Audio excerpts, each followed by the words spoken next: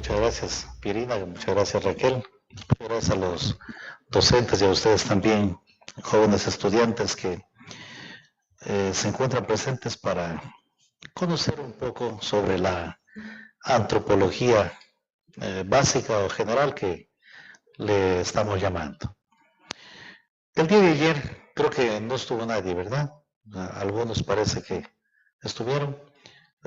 Hablamos especialmente de la filosofía griega, la antropología en ese tiempo, que se remonta al periodo clásico del siglo V antes de Cristo, en la cual vimos especialmente tres momentos muy especiales. La filosofía helénica, en el tiempo antes de Sócrates, que se preguntaban especialmente de dónde surgen las cosas. Y aquí una palabra clave, el arjé o el arché, que decimos de dónde surgió la vida, de dónde surgió el cosmos, de dónde surgió todo. Y el primero de los filósofos, llamado Tales de Mileto, tal vez les parece a ustedes conocido ese nombre, es el primer filósofo, Tales de Mileto. Era un marino y por ese motivo decía que todo viene a partir del agua, todo surge en el agua, la vida, todo. El segundo momento es el apogeo de la filosofía helénica. Aquí tenemos tres filósofos muy importantes, Sócrates, Platón y Aristóteles, que ustedes tal vez le han de haber escuchado o que ya lo estudiaron. Y por último, la decadencia y transición de este periodo helénico que va desde hasta la muerte de Plotino, que va del año 322 a.C. hasta el año 270 después de Cristo Jesús. Entonces, ahí habíamos especialmente expuesto toda esta filosofía de Sócrates, Platón y Aristóteles. Si ustedes quieren tener las diapositivas en la presentación que se hizo ayer, yo creo que lo pueden pedir, sí, ¿verdad? Pídanlas, están allí, o una breve presentación para que ustedes tengan una idea precisa, clave, una clave de lectura antropológica de este periodo. Para el día de hoy, pues continuando con el programa que se tiene establecido en la antropología básica, pues tenemos, no sé si el segundo, no lo tienen, este es el del de ayer, aquí le tienen el de ayer, ¿verdad? Pero para hoy es otro, el otro sí, el número 2, esto es lo que vimos el día de ayer, miren, si quieren tenerlo, ahí está para que lo pidan, con toda confianza pídanlo. Y en el caso que si alguien, por ejemplo, no logra entender algo de lo que vimos el día de ayer, pues, con confianza pueden pedir el teléfono, una llamadita o no sé, les puedo ayudar en lo que ustedes deseen sin ningún compromiso, ¿de acuerdo? Vamos a ver el tema número 2, ¿si lo tiene? Esperemos un ratito, por favor, para ver lo que nos corresponde el día de hoy.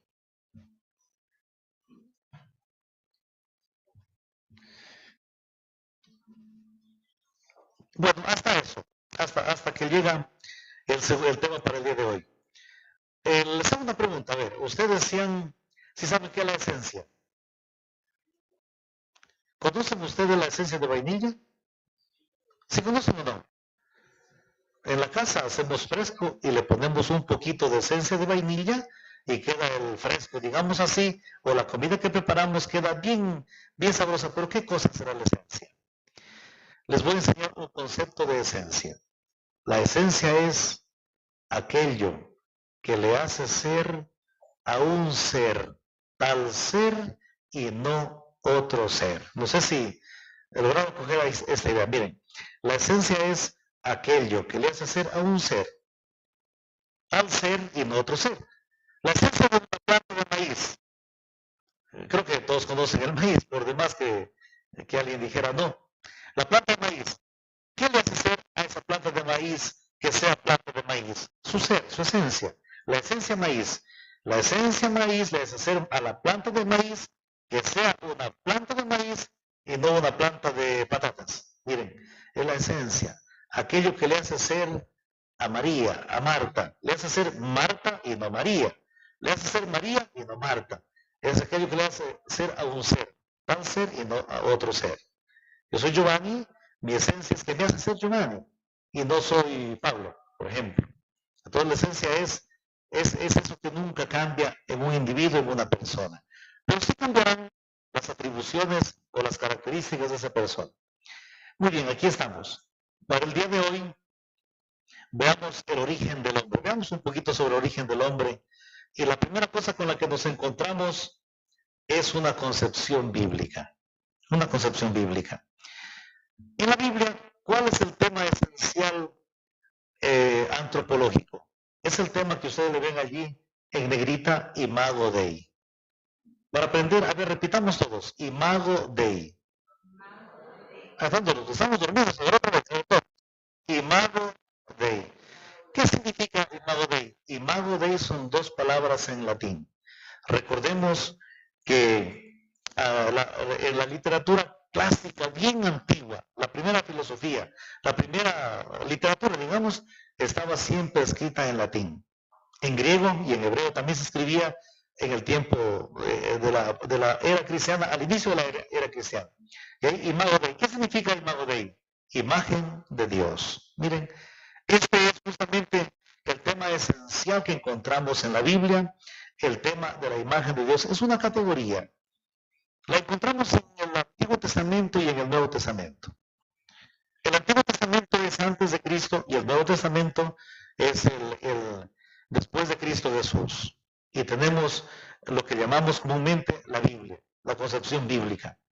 Todo pensamiento, aquí ya no es filosófico, sino teológico, porque se pone a la Biblia, sobre el hombre, sobre la persona, radica especialmente en ese término que se dice en latín, imago Dei. Traducido al castellano, imagen de Dios, ¿no es cierto? Imagen de Dios. Y en la teología, en la concepción bíblica, Cristo es la imagen de Dios y nosotros somos la imagen de Cristo. Es como una cadena. Es como una cadena. Miren cuando Dios dice, hagamos al hombre. Él lo ve a su Hijo Jesús y piensa en Él y nos crea a nosotros. Es la concepción bíblica. Y aquí tenemos tres preguntas que se hace especialmente en la concepción bíblica. ¿Qué es el hombre?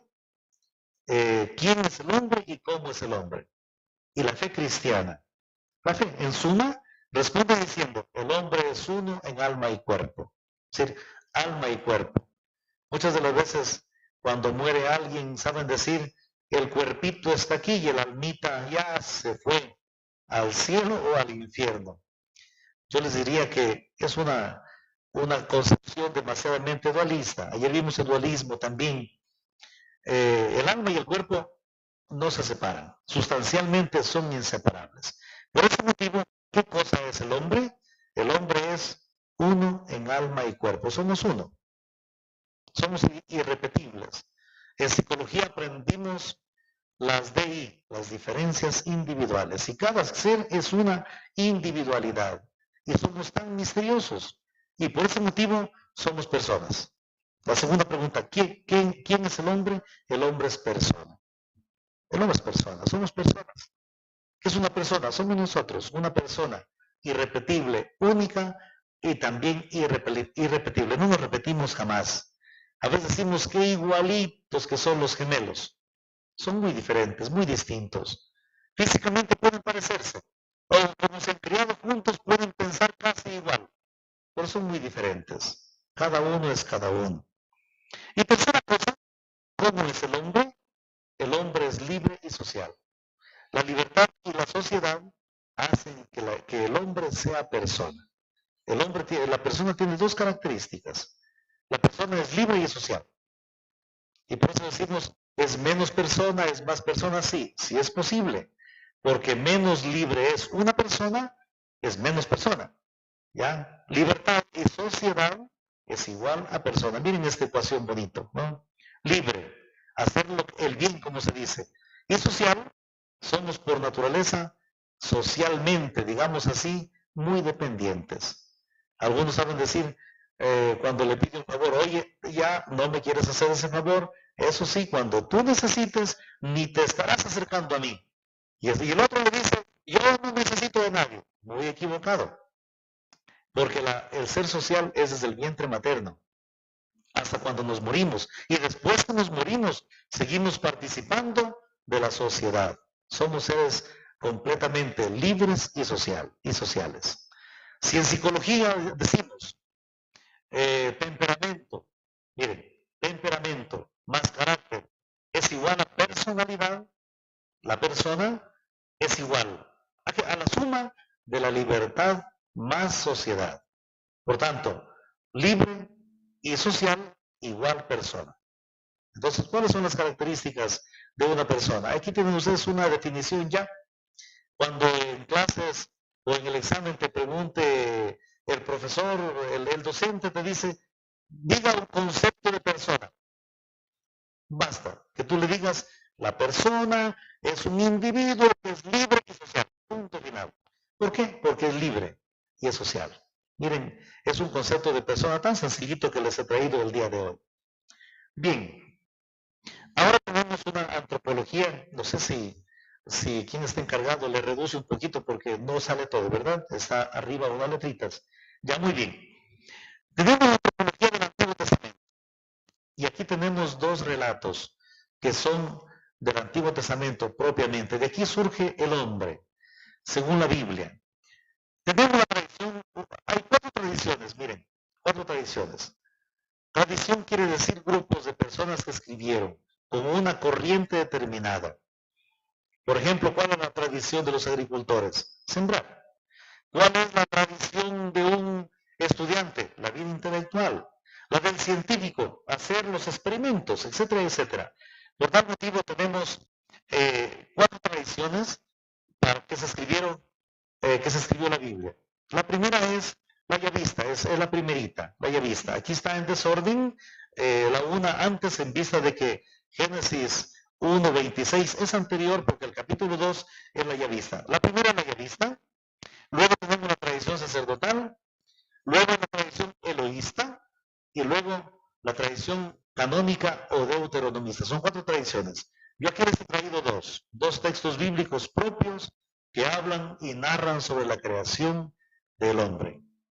¿Cuáles son estas? La primera va desde en el libro del Génesis, capítulo 1, 26, hasta el capítulo 2, el 4a. Ahí termina la primera narración. En el versículo 16, miren, dice Dios, hagamos al hombre a nuestra imagen y semejanza. Ahí está la primera narración, ahí comienza la vida del hombre. La vida del hombre, hagamos al hombre a nuestra imagen y semejanza. Dios como que se siente en un concierto de dioses, ¿no? Y la segunda es la tradición yavista que está allí, Génesis 2, 4b, hasta el versículo 25. En el versículo 7 dice, Dios formó al hombre con polvo del suelo y sopló sobre sus narices aliento de vida. Así, miren, cuando Dios tiene allí un poco de barro, digamos así, toma con sus 2 manos, la derecha es el Hijo y la izquierda el Espíritu Santo. Toma con sus manos y crea, ¿a quién crea? Al hombre, alma y cuerpo. Y luego sopla sus narices el aliento de vida para que este hombre resulte ser un ser vivo, un ser viviente. Eso es en el Antiguo Testamento. Antes de continuar, si alguien tiene alguna pregunta o no logra comprender o no logra explicarme, alza la manito, paramos para continuar, ¿de acuerdo? Pregunten nomás sin ningún temor. Ya, es la primera parte de esta, de la concepción bíblica, luego entraremos a la parte medieval y la parte moderna para concluir con los filósofos que son ateos inclusive. Ya, no hay ninguna pregunta, ¿verdad? Ya, muy bien. Pasemos a la antropología.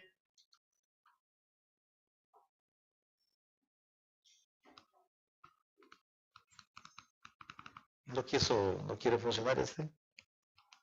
Bueno, hasta que venga.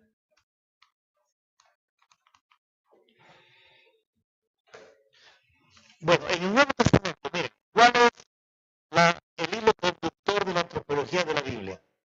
Es que el hombre es imagen de Dios. En el Antiguo Testamento, Dios crea al hombre a imagen, a su imagen. En el Nuevo Testamento viene la aparición de Cristo, la aparición de Dios, de Cristo Jesús, el Hijo de Dios. Así, ahora sí. ¿Ya? La antropología del Antiguo Testamento se convierte en el Nuevo Testamento en Cristología y Soteriología. Cristología es el estudio de Cristo Jesús. ¿Quién es Él? Su persona, su obra. Y soteriología, ¿qué cosa vino a hacer Cristo Jesús? ¿Qué vino a hacer? Sobre todo la redención. Eso se llama soteriología. Hay algunos textos que yo les he traído el día de hoy, por ejemplo, el primer texto de Gálatas 4:4. En Cristo ha llegado la plenitud de los tiempos. ¿Ya? Cuando llegó la plenitud de los tiempos, cuando ya se encarnó, se hizo hombre, la segunda persona de la Trinidad. Y la antropología del Nuevo Testamento obviamente se esclarece en Cristo. La centralidad del Nuevo Testamento es la persona de Jesús. En él se conoce quién es el ser humano. Y él viene a ser la imagen del Dios invisible. No sé si ustedes tienen una imagen en la cabeza de quién sea Dios, cuál sea su imagen, no sé si la tienen. Dicen, ¿cuál será la carita de Dios? ¿Cómo será la carita de Dios? ¿Cómo quisiera yo ir a las nubes y ver cuál será la carita de Dios? Los discípulos la conocieron. En cierta ocasión, los discípulos se sentaron con Jesús y Jesús les dice, miren discípulos, yo tengo que ir a la casa del Padre. En la casa del Padre hay tantas estancias, me voy y ahí les prepararé una estancia y volveré y les llevaré conmigo. Y le preguntan los discípulos, le dice un discípulo, oye Señor, le dice el apóstol Felipe, déjanos ver la cara del Padre o la casa del Padre y es suficiente. Y Jesús le dice, Felipe, el que ha visto a mí, ha visto al Padre. Por tal motivo, el rostro visible de Dios está en el rostro de Cristo Jesús. Y en el rostro de Cristo se manifiesta en el rostro del hermano. Si tú le ves el rostro, la carita al hermano, es el rostro de Cristo Jesús. Por ese motivo en Juan 14:9 encontramos, el que ha visto a mí, ha visto al Padre. Recordemos cuando Pilato le llevó a darle los latigazos, como se dice a Jesús. Lo saca fuera en el pretorio y ante la humanidad lo presenta diciéndole, miren, eche homo, este es el hombre. Juan 19:5 que encontramos en la Biblia. Esto es lo que podemos decir más o menos en una antropología bíblica, que es el hilo conductor, no se olviden, para hablar de la Biblia es el tema de la imagen y semejanza de Dios. Ahora vamos a entrar a la parte medieval, unos dos autores de estos que son bien importantes, que ustedes tienen en el programa. El primero es Agustín de Hipona. La historia de Agustín es una historia bien larga. Su mamá se llamaba Mónica. Era un hombre que vivía perdidamente. Y la mamá todos los días le insinuaba que se convierta, que no ande en ese tipo de vida. Esa mujer lloraba muchísimo, hasta que Agustín se convirtió.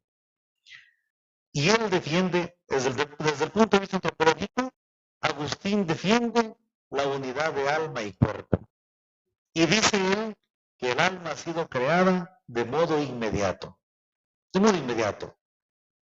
El día de ayer veíamos, había una pregunta, y yo les decía, ¿cuándo Dios crea el alma? ¿Cuándo existe el alma? Cuando hay materia suficiente. Por ejemplo, miren, papá y mamá conciben un hijo. Y el otro de los espermatozoides se unen y forman 46 pares de cromosomas. Ahí Dios crea un alma. Ahí crea un alma. Con todas las potencialidades, decimos así, desde el punto de vista individual. Dios crea el alma. Los papacitos no crean el alma. El cuerpo, podríamos decir de este modo. Y por tal razón, Agustín de Hipona dice que el alma ha sido creado de modo inmediato. Y a él pertenecen tres cosas bien importantes de la persona. El primero, el yo soy. Yo soy, miren, por ejemplo, cuando te preguntan a ti quién eres, decimos comúnmente el hombre es un ser religioso por naturaleza. Y es religioso por naturaleza porque tú cuando te preguntan, por ejemplo, te digo, ¿cómo te llamas? Yo digo, yo me llamo Giovanni. Ya es una confesión de fe. yo soy.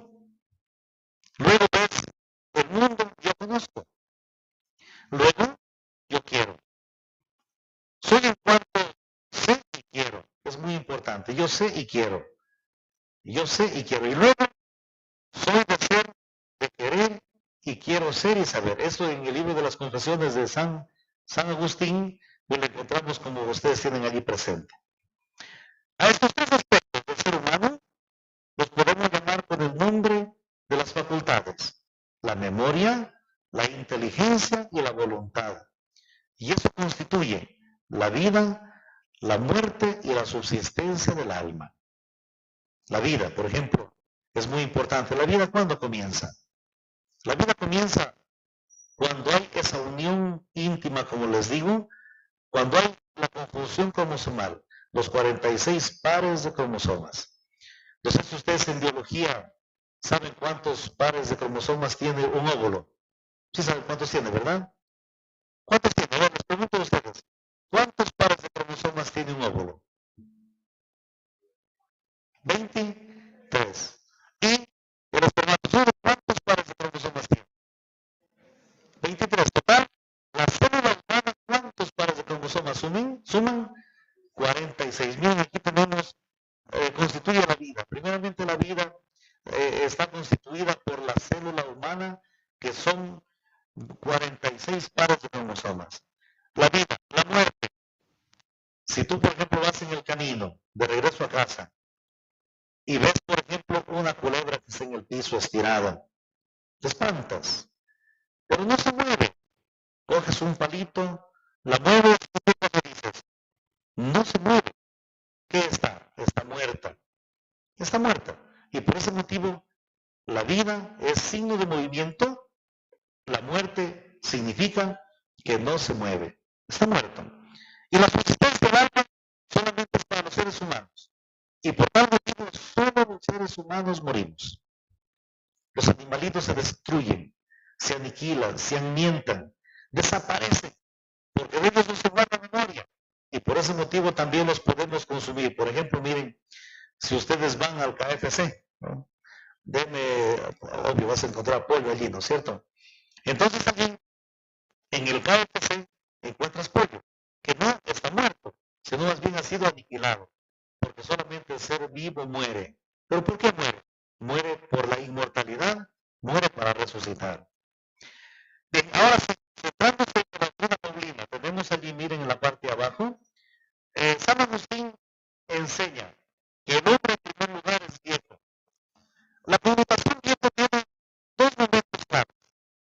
Primeramente significa la vida de caducidad, el hombre que camina la historia, el ser humano que es temporal, que hoy tiene 10, 20, 30, 40, 50, 70 años. Entonces es viejo, digamos así. Pero siguiendo la cosa Pablo, el viejo significa que el hombre también está caduco, está lleno de pecado. El pecado le envejece a una persona. Y en cambio, el hombre nuevo es aquel hombre renovado por la gracia, renovado por la ley divina. Es el hombre que está justamente unido a la gracia. En antropología, veremos más adelante, pero me anticipo para que lo logremos entender. La antropología, y esto sí me gustaría que ustedes lo noten porque es muy importante. Verán, la antropología es una sola, pero se divide en 4 tipos de antropología. Anoten esto que sí es bien importantísimo, ¿ya? La primera, tenemos una antropología biológica. Antropología biológica. La antropología se divide en 3 tipos de ciencia, podríamos decir así.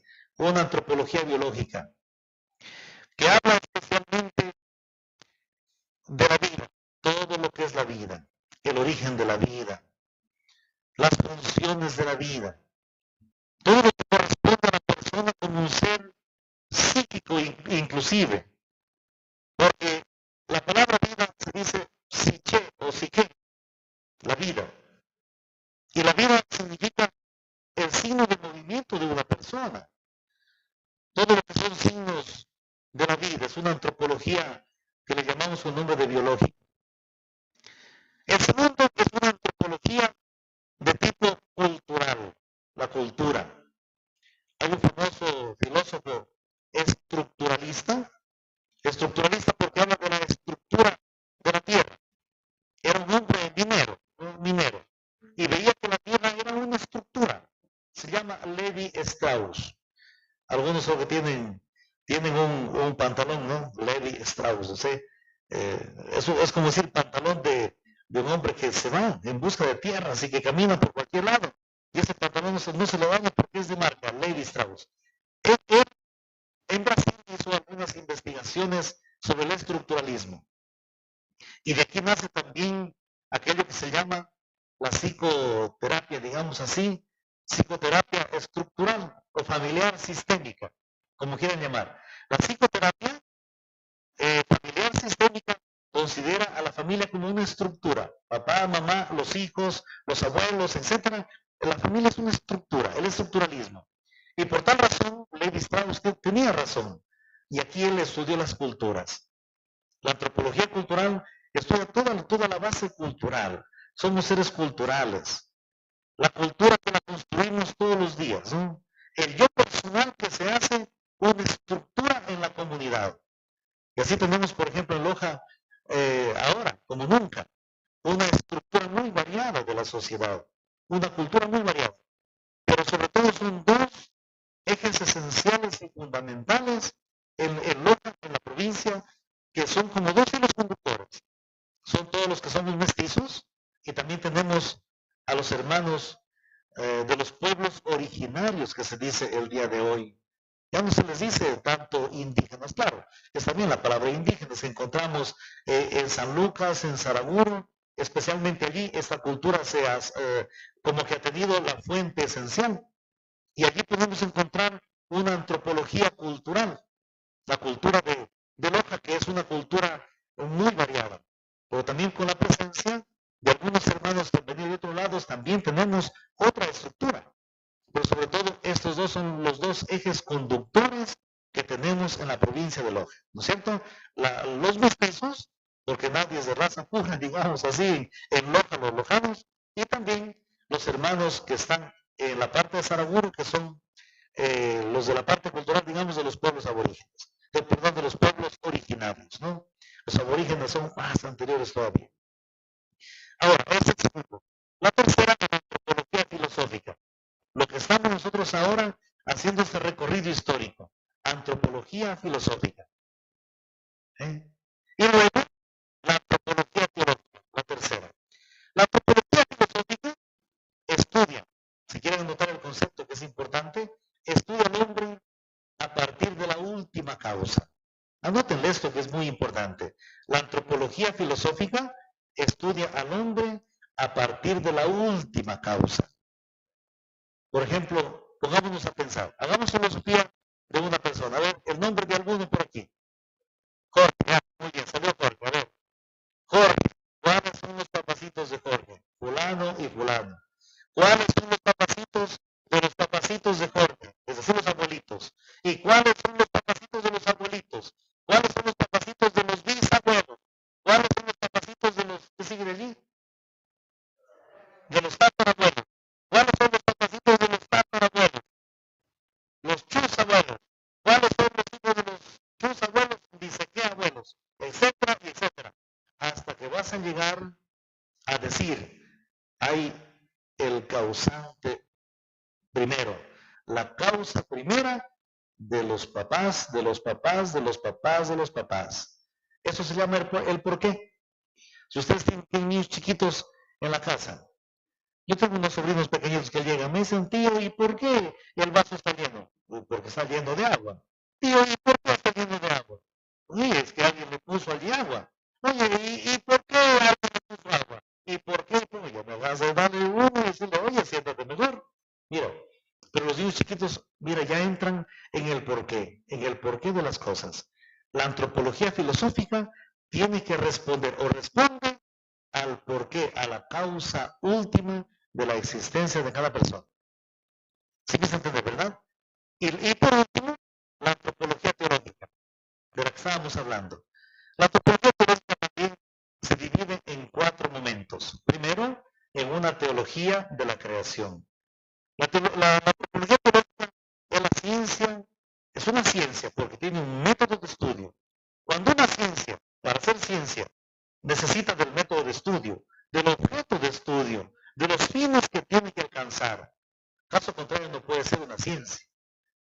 Y de aquí viene la antropología teológica, es una ciencia que tiene también una subdivisión. Primeramente, es una antropología de la creación, perdón, una teología de la creación, en la que se crea el mundo, el cosmos. El cosmos es parte del hombre. Ya veremos más adelante, ojalá avancemos al llegar cuando hablemos de Martin Heidegger. El pez, el agua es al pez, como el hombre es al cosmos, al mundo. ¿Qué haría un pez sin agua? ¿Y qué haría el hombre sin el mundo? Por tal motivo, el primer momento de la antropología teológica es la teología de la creación.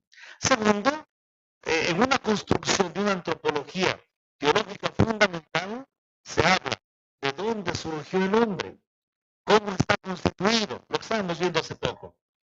El tercero, de la existencia del hombre.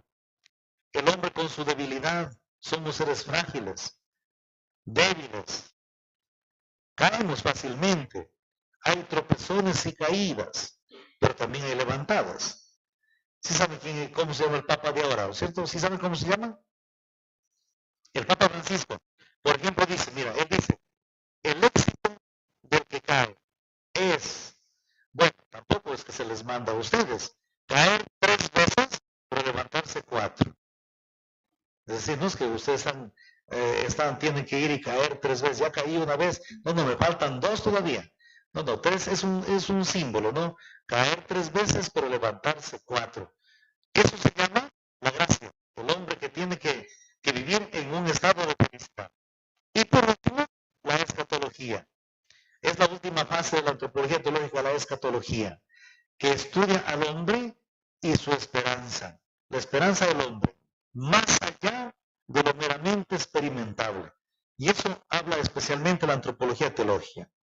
Miren a dónde hemos llegado con San Agustín de Hipona, ¿no? Es el hombre el que está llamado. Bien, después de San Agustín, tenemos un autor que no les he puesto allí, que es también muy importante, es el término persona. ¿De dónde surge el término persona? Primeramente los griegos no la conocieron. Por lo general, toda la terminología, todo viene término griego. La filosofía viene de 2 voces griegas, filos y sofos. Un concepto así vago, ¿no? Terminológico. O latín. En cambio, el término persona no se encuentra ni en la Biblia, no se encuentra ni en el mundo de los griegos, sino se encuentra en la iglesia, llamémosle así, en la iglesia a la que pertenecemos los bautizados, Iglesia Católica. Nace en el siglo IV, en el año 325, en el sínodo de Nicea, ahí nace el término persona, pero especialmente para aplicarlo a las 3 personas divinas, el Padre, el Hijo y el Espíritu Santo, 3 personas divinas. Pero sobre todo tenemos que agradecer muchísimo a un famoso filósofo de Italia, ¿no es cierto?, llamado, se le llama comúnmente con el nombre de Boecio, pero su nombre se le llama comúnmente San Severino Boecio, es la palabra correcta. Perteneciente al año 480 hasta el 524-25, no se sabe exactamente esas 2 fechas, pero esto dice, la persona es natura racionalis individua sustancia, es decir, sustancia individual de naturaleza racional, es decir, sustancia individual. La sustancia es igual a la esencia. Capaz que le doy un premio al que se acuerde cómo definimos a la esencia. ¿Quién se acuerda? ¿Qué cosa era la esencia? La sustancia, la naturaleza. École, lo que le hace ser, hacer. Muy bien, qué lindo, ¿no es cierto? Lástima que no traigan ni un regalito para darle, pero muy bien, ¿eh? Ya voy a rezar por ella, muy bien. Bien, pero dámonos una base, repitamos la frase. ¿Qué cosa es la naturaleza? La esencia. La esencia es igual a sustancia, es igual a naturaleza. A ver, una palabrita, repitamos Cuiditas. Digamos así, cuiditas. Otra vez, cuiditas. Doble D, cuiditas. A ver los demás a mí, cuiditas. Cuiditas, Santo Tomás de Aquino, que le veremos ya ahora, le llamó a la esencia, a la naturaleza, le llamó con el nombre de cuiditas. ¿Y qué cosa es eso? En un concepto lo que dijo nuestra compañerita, es aquello que le hace, ¿cómo fue lo que dijo? Le hace ser al ser. Completémosla. Es aquello que le hace ser a un ser. A ver, vamos a ver. Es aquello que le hace ser a un ser. Otra vez, todos. Es aquello que le hace ser a un ser al ser y no otro ser. A ver, ahora sí todos juntos parece un trabajo. Muy bien. Es aquello que le hace ser a un ser tal ser y no otro ser. Con mi nombre, es aquello que me hace ser Giovanni y no Francisco. ¿Sí comprenden? Es aquello que me hace ser a mí. Es aquello que me hace ser a un ser tal ser y no otro ser. Y eso no cambia. No cambiará jamás, ¿de acuerdo? Muy bien. Estamos con Tomás de Aquino.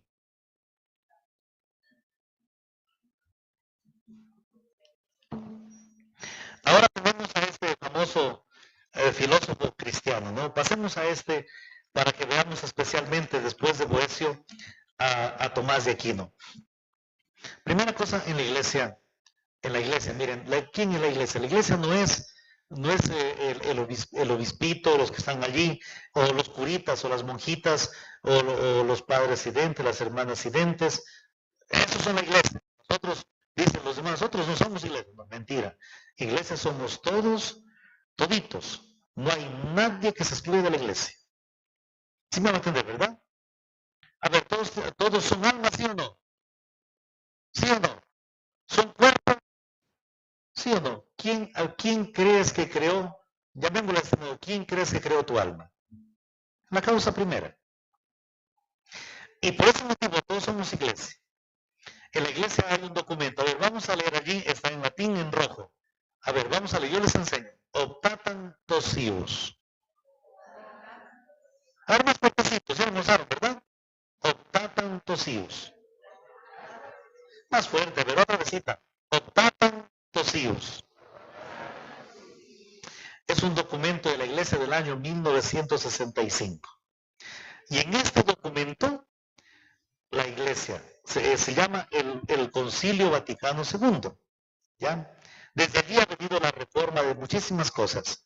La antropología, miren, en Roma, el primero de los institutos, el primero de las facultades que daba licenciaturas y doctorados en antropología, nació en el año 1983.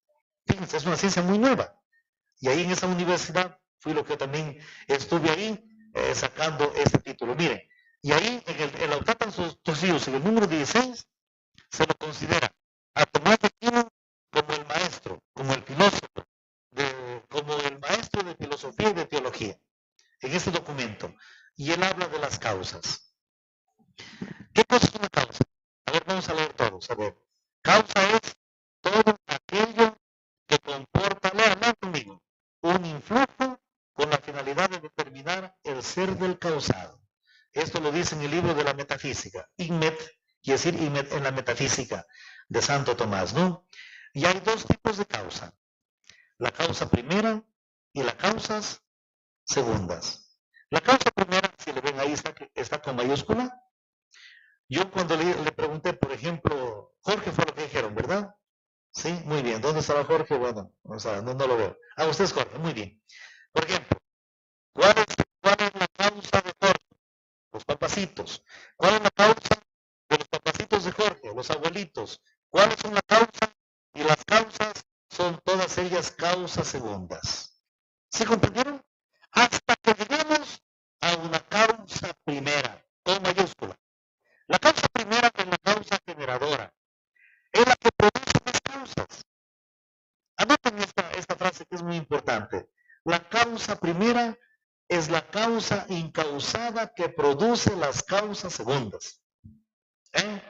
Qué trabalengua, ¿no? Estamos en filosofía, ¿eh? Eso es la topología filosófica. La causa primera es la causa incausada.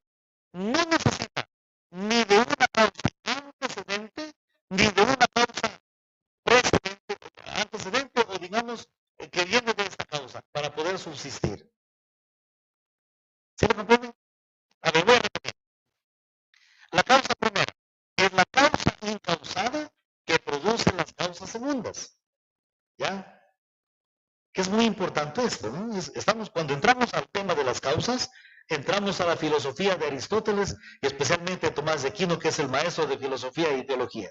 La causa primera es la causa incausada de la cual nacen las causas segundas. Las causas segundas, cuando se reproducen solitas, son causas segundas que se reproducen solas, ¿no es cierto? Y son y nacen todas las entidades, todos los entes infrahumanos. Pero cuando la causa primera, unido a las causas segundas, hacen la creación de un ser, nace el ser humano.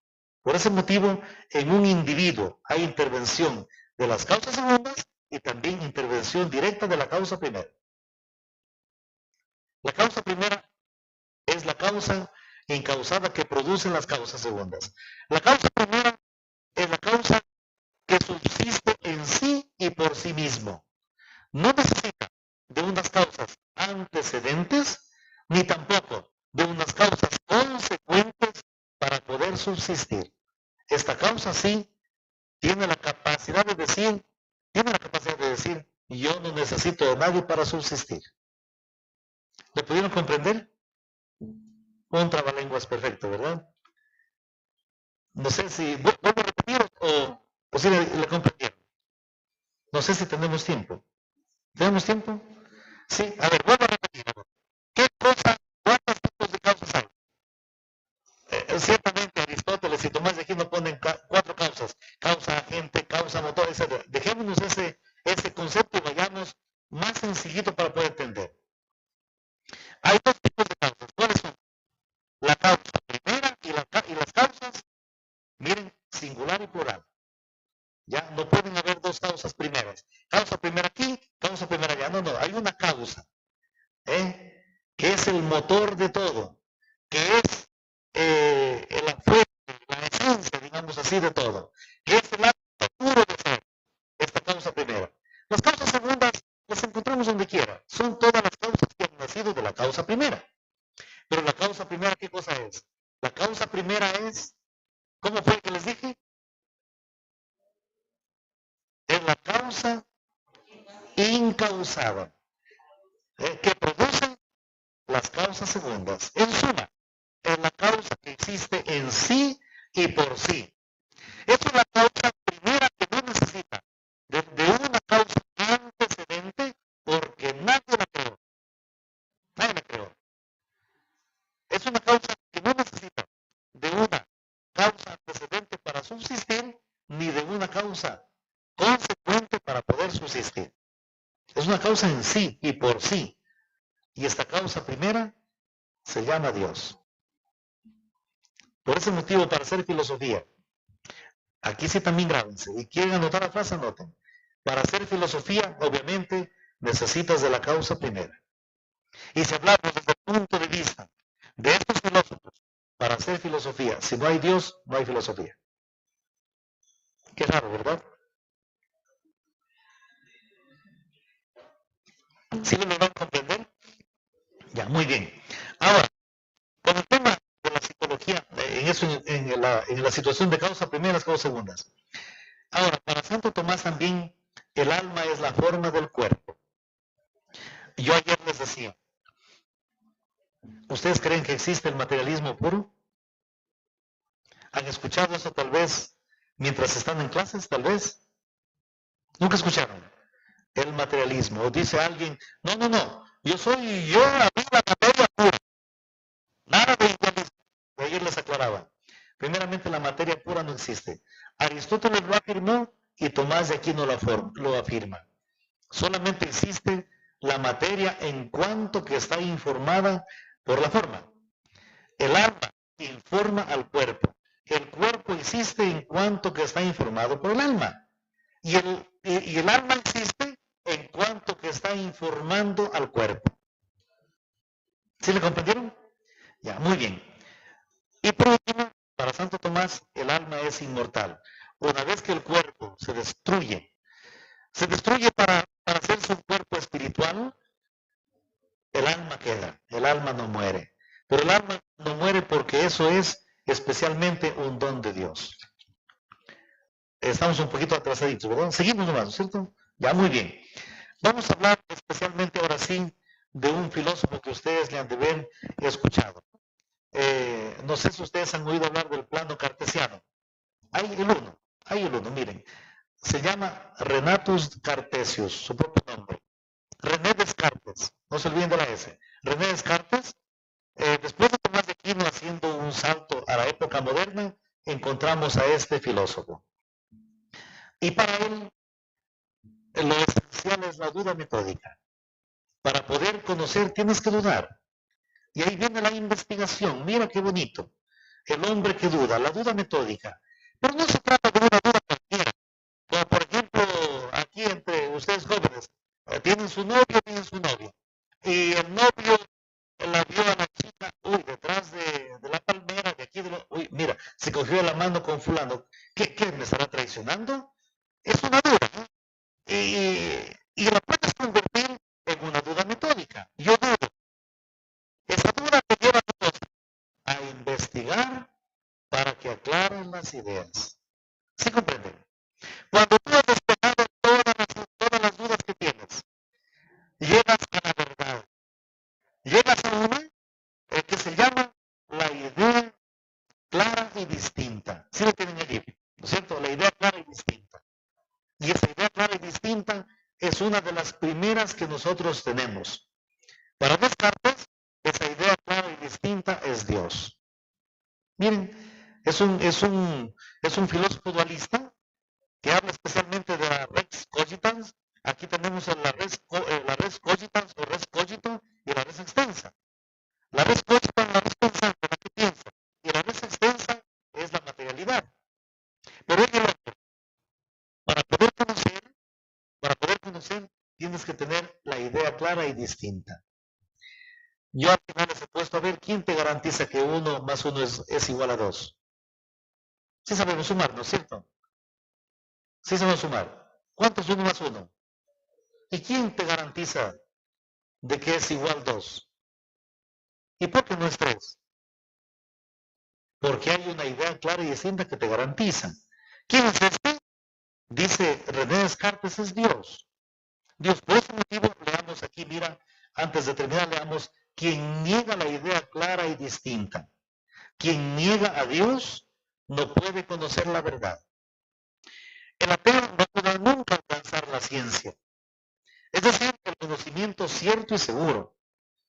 Porque si no tiene el garante que le garantiza que 1 más 1 es igual a Dios, no tiene la idea clara y distinta. No tiene a Dios, entonces, ¿cómo él va a hacer ciencia? El ateo no puede ser científico. No puede ser científico.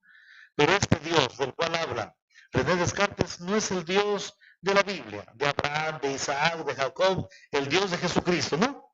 Es el autor de las verdades geométricas y también del orden del mundo. Sí me hice entender, ¿verdad? A continuación les pongo el método ontológico para que ustedes se lo lean, de René Descartes, ese les traje para lectura. Por ese motivo, todos tendrán acceso a esta pequeña presentación. El método ontológico, en suma, René Descartes, para descubrir quién es el hombre, dice, ¿y ahora dónde nace el hombre? Nace de la idea clara y distinta. ¿Y quién es esa idea clara y distinta? Es Dios. ¿Y quién es Dios? Es el ser que no puede haber otro ser más grande, más noble, más sabio que él. Ese es el método que yo les he traído ahí para que ustedes lo lean, que es el método ontológico. Pasemos al siguiente pensador que ustedes le conocen, Kant. Estamos ya en el iluminismo, la iluminación, el racionalismo. Vamos a leer un poquito para que ustedes conozcan un poquito cómo nace la antropología. Esta charlita es de antropología, ¿verdad? Aquí nace la antropología. Lo que hemos visto anteriormente con Platón, Aristóteles, Sócrates, lo que hemos visto con Santo Tomás, con Descartes, con todos ellos, claro, es una aproximación a la antropología en el sentido sistemático. La antropología nace aquí. Leamos, la época humanista ha dado a la ciencia un avance notorio a nuestra ciencia. En el año 1596, miren, una ciencia sumamente nueva, apareció un texto de psicología antropológica, en el que su autor, ¿cómo se llama ese autor? Otto Kasman, del año 1562 al 1607, él concebía a la antropología como la doctrina, les enseño, está en latín esta frase, porque los escritos antiguos siempre eran en latín hasta el año 1965. Desde allí comienza la lengua, como decimos, vulgar, ¿no? La lengua para cada pueblo. La Biblia allí se tradujo inclusive para todas las lenguas. Pero antiguamente la Biblia. Doctrina, gemine, nature, humane. A ver, todos digamos. Doctrina, gemine, nature, humane. A ver, solitos ustedes. A ver, algunos creo que no quieren decir. A ver, todos otra vez. Doctrina, gemine, nature, humana. Es decir, la antropología es la ciencia de la doble naturaleza, espiritual y corporal, del hombre. Aquí nace, por primera vez, se escucha la palabra antropología, en sentido amplio de la palabra. Esto constituye, vamos a ver un poquito, esto constituye un gran progreso a la ciencia sobre el hombre, pero aún con esta acepción sobre antropología se tiende a contemplar al hombre en forma dualista, el hombre y las dos naturalezas, dualista todavía, en vista que una doble naturaleza, espiritual y corporal, es doctrina difícil de asimilar, no se puede asimilar. De todas formas, tal expresión es el comienzo para filosofar la verdadera ontología humana. Desde aquí, gracias a Otto Kasman. Aunque ya caduca, la frase está caduca, ya pertenece a muchísimo tiempo, pero en su época la acogida fue grande y esto influyó especialmente en la filosofía alemana. Miren, esta filosofía de Otto Kasman, de esta doble naturaleza, doctrina llena de natura humana, influirá sobre todo en el ámbito alemán del iluminismo del siglo XVIII. Ahora sí, le podemos entender a quién, a Kant, que es de la filosofía iluminista. En este texto dio origen a una serie de estudios sobre el hombre, surgiendo así en diversos ámbitos los apellidos de esta antropología, a la cual nace una antropología biológica, cultural, filosófica y también teológica. La antropología teológica y filosófica, por lo general, la estudiamos en el seminario. Ahí los seminaristas la estudian. Si alguien quiere ser seminarista, me avisa y yo le llevo para que vaya a hacer antropología filosófica y teológica en el seminario. Junto a Carlos está otro filósofo, Christian Wolff. Él también, vamos a ver también para que veamos, en su libro Lógica, Método, Ciencia, trata discursos preliminares que se publicó en Verona en el año 1779, sobresale la psicología. Anteriormente se estudiaba esta psicología en la escuela peripatética.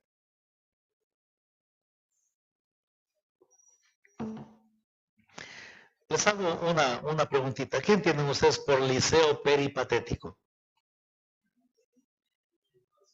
¿Qué será eso, no es cierto? ¿Qué será eso? Verán, Aristóteles cuando enseñaba a sus estudiantes, él les enseñaba caminando. Peripatética quiere decir enseñar caminando. Es más o menos como, por ejemplo, les decía ayer, si alguno de ustedes quiere aprender algo, el profesor o el docente te dice, vamos, mientras caminamos, yo te voy enseñando. Y así enseñaba el liceo de Aristóteles. Él es peripatético porque él enseñaba caminando. Hoy deberíamos inventarnos otra palabra, porque ya no enseñamos solo caminando, sino enseñamos mientras vamos en el automóvil. ¿Cómo sería eso, no? Autoperipatético, ¿cómo sería, no? Bueno, tocaría inventarse alguna palabrita. Bien, entonces esto es especialmente con el famoso Kant, para que ustedes le conozcan un poquito a la figura de él. Y Kant es el primero en plantear esta ciencia. Él tiene dos textos muy importantes, Crítica de la razón pura y también la Crítica de la razón práctica, racionalista. En la Crítica de la razón pura plantea tres preguntas. La primera, ¿qué puedo conocer? Y eso pertenece a algo especulativo. Especulativo es especular, quiere decir hablar, ¿no? Que es especialmente una ciencia epistemológica, ¿no? Epistemológica, que quiere decir la metafísica. La metafísica es la ciencia que estudia todo lo que va más allá de lo simplemente experimentable. La metafísica es la ciencia que estudia todas las entidades que van más allá de lo meramente experimentable. Metafísica viene de una terminología griega, ta meta, ta física, ¿no? Que va más allá de la física. El segundo, ¿qué debe hacer? La práctica. Es la axiología, especialmente corresponde a la moral, a la ética. Y tercero, ¿qué puedo esperar? Que pertenece especialmente a la religión. Esto es especialmente en la crítica de la razón pura. Pero Kant, en su obra sobre la lógica, recordemos que estos son grandes retóricos, estos filósofos, ¿no? Partiendo de Aristóteles, Platón, muy retóricos. Y aquí él se hace una pregunta, ¿qué es el hombre? Y se plantea especialmente, estructuralmente, después de la doctrina de Kasman, tenemos a Kant. Por ese motivo en el programa ustedes tendrán a Kant. Y aquí la pregunta es, ¿qué es el hombre? Y nace la antropología. Esto se verifica en tres momentos.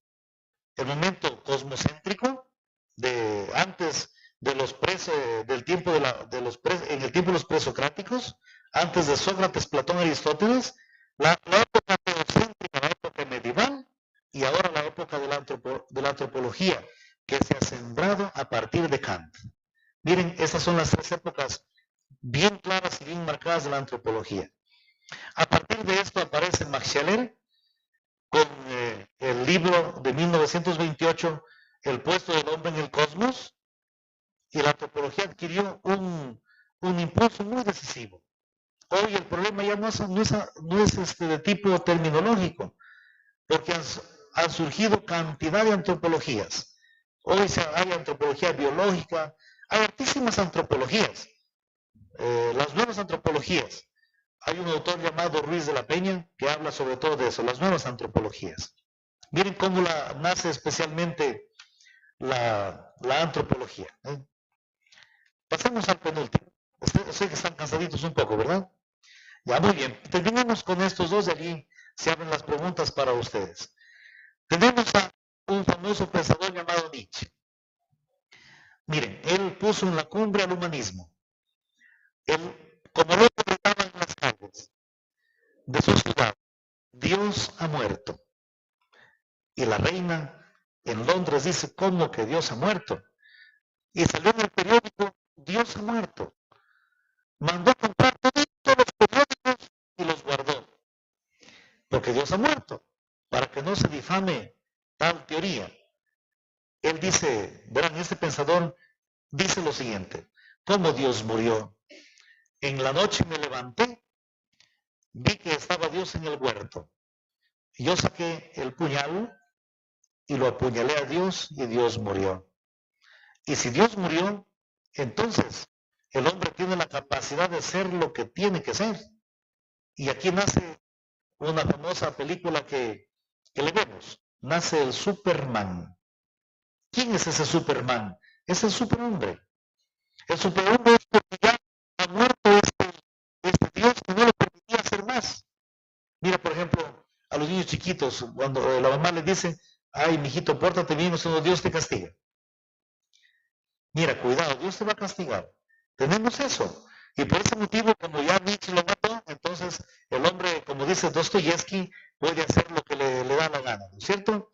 Ya, muy bien. Entonces, una vez muerto Dios, ¿quién vive? El superhombre, el Superman. El Superman. ¿Quién es el Superman? ¿Han visto la película de Superman? Pero si a Superman le pones en la mano la kriptonita, ¿qué pasa? Superman se muere.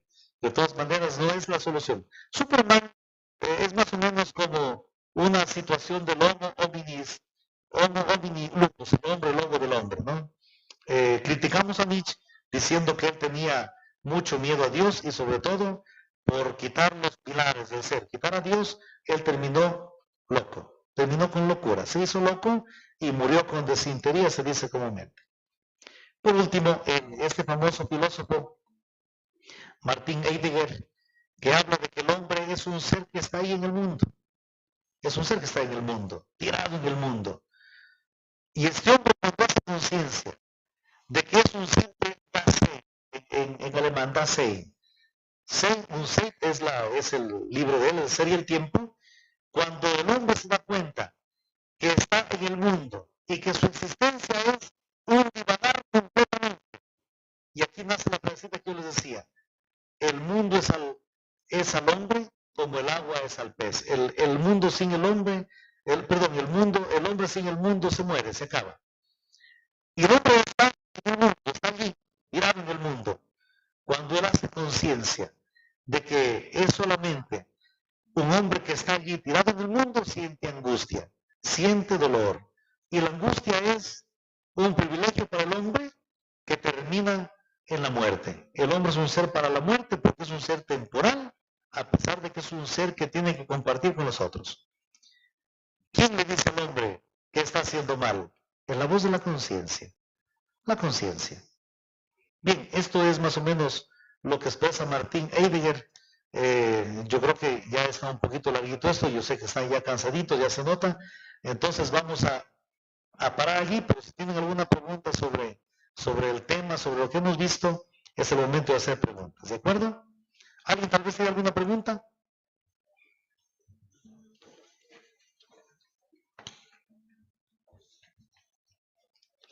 Pregunten, sin ningún temor, sin ningún miedo.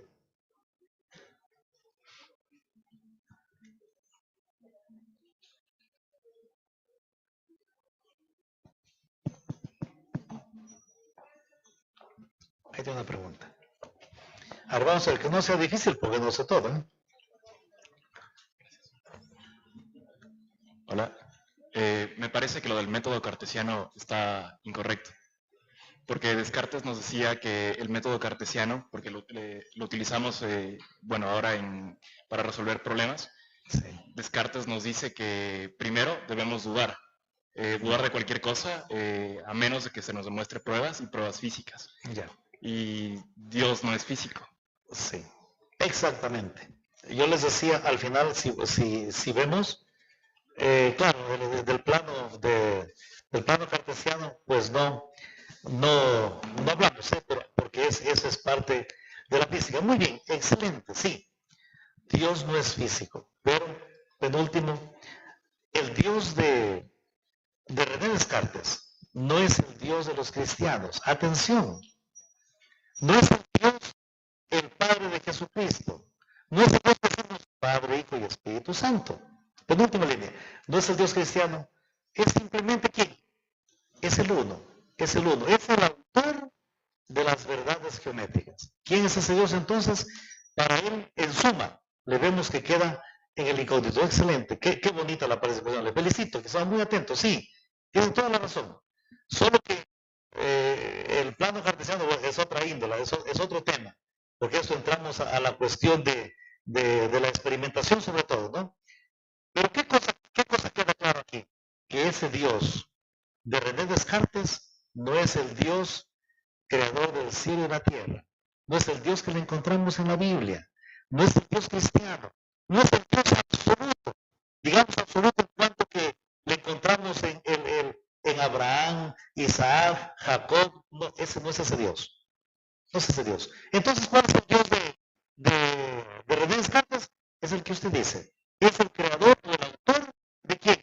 de las verdades geométricas. Sí, sí me va a entender. Miren, en suma, ha estado muy atento. Qué bien, le felicito. Linda la pregunta. Pero aquí está la respuesta también. ¿Sí? Sí me van a entender. Pero ¿quién me garantiza que 1 más 1 es 2? Es ese Dios. ¿Pero será ese Dios con el que yo me persigno si somos todos católicos? No, no es ese Dios. No es. Está muy claro. Sí lo he logrado comprender verdaderamente. Y qué bueno, qué bueno. Qué bueno también que se les aclare a ustedes esas ideas, ¿eh? Muy bien, le felicito y muy bien la pregunta, muy bien. Sí está bien aclarado, ¿verdad? Chévere, ahí está. Ya, si tienen alguna otra pregunta, pregunten nomás. Si yo no logro responder, yo el día de mañana les mando por escrito una respuesta para que la retiren en el departamento de misiones, ¿eh? Muy bien, gracias. Chicos, otra pregunta. ¿Alguien más? ¿Alguna duda? ¿Profesores?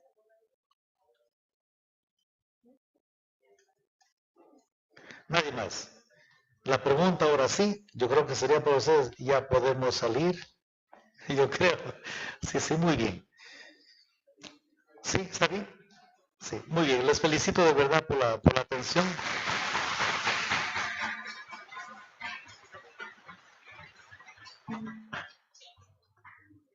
Muy bien. Muchas gracias.